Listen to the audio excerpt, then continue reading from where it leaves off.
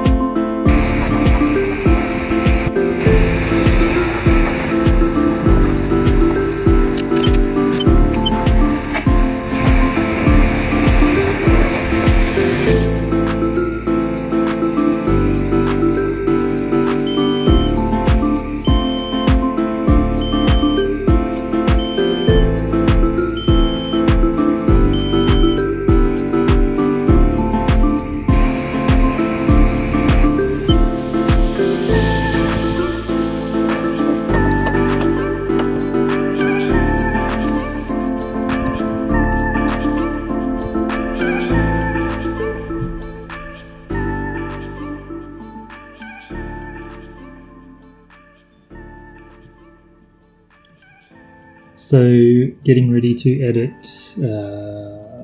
vlog number 24, and for some reason I am missing the first 5 clips. So this makes it impossible for me to even start editing the video.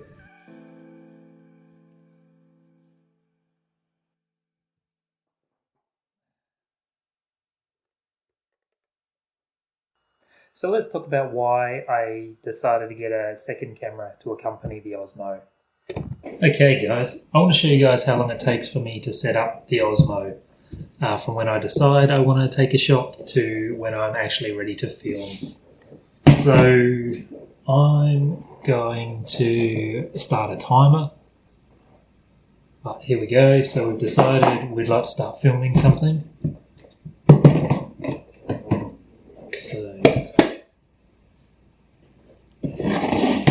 So we pop the base out on the desk. Now we've got the Osmo and we pop him into the base.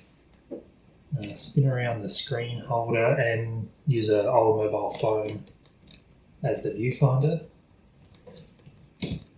So we pop him in there. So the microphone on the Osmo is absolutely dreadful. So we have to run an external microphone. So we clip in the microphone and plug him in.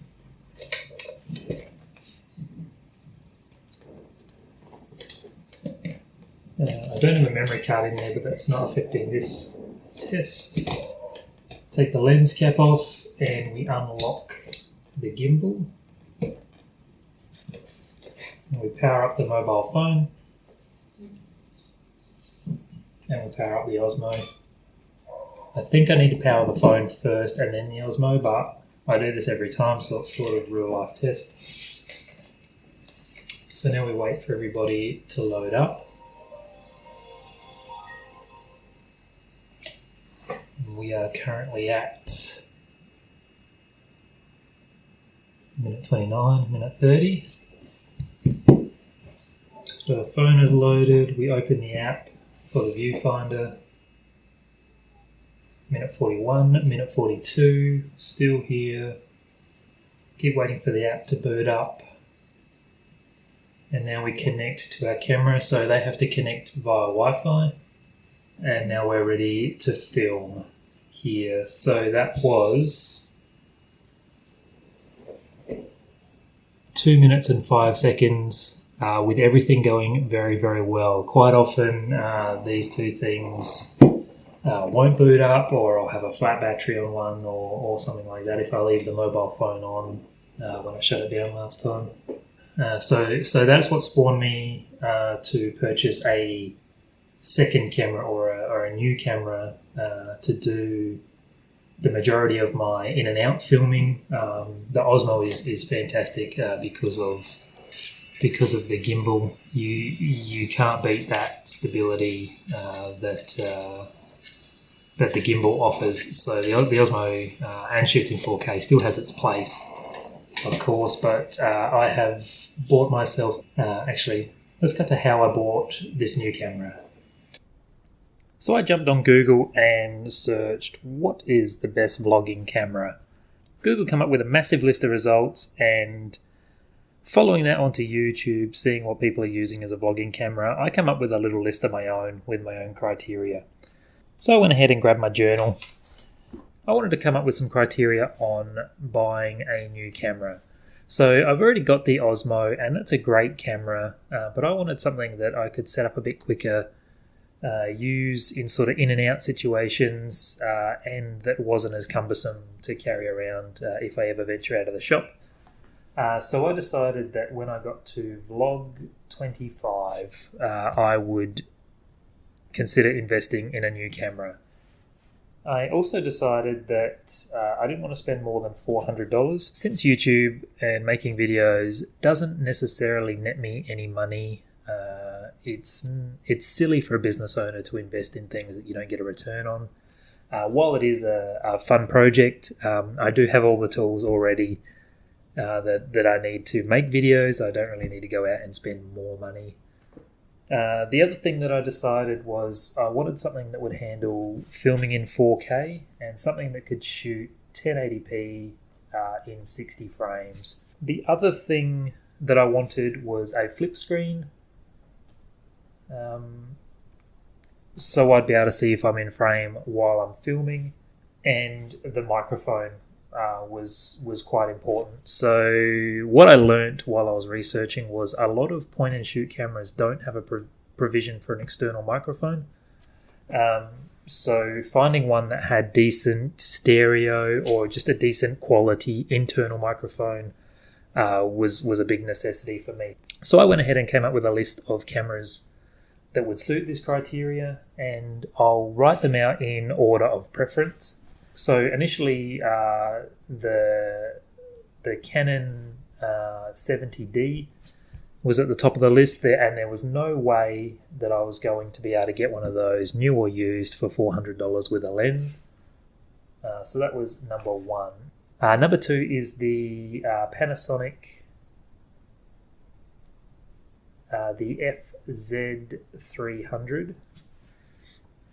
Number three was the Sony RX100 Mark III or higher. Number four is the Canon the G7X Mark II, and number five is the Sony the Alpha 5100. Number 6 was the Nikon A900. So I sat down with my diary, scribbled out this list, and basically did exactly what I've just shown you here. So I came up with a criteria, a deadline, and a list of options that fill that criteria in order of preference.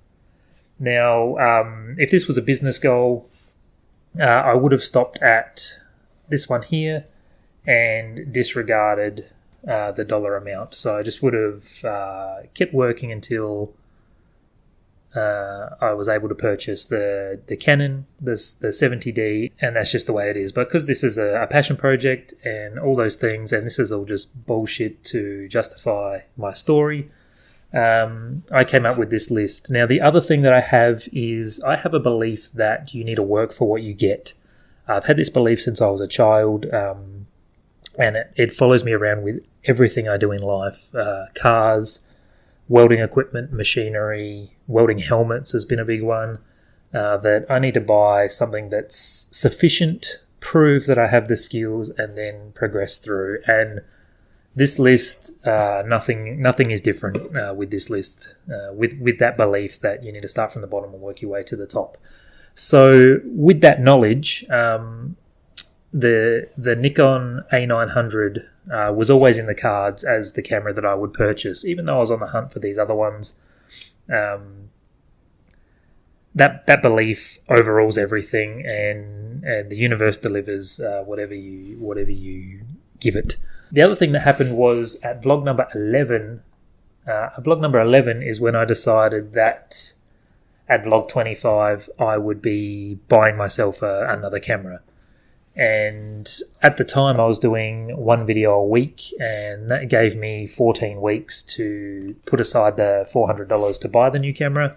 Then I started doing 2 vlogs a week, and that 14 weeks quickly became 7 weeks, and I only actually saved up $240 towards buying the camera. So nowhere near my $400. I was at my 25 vlogs when I was ready to buy a new camera.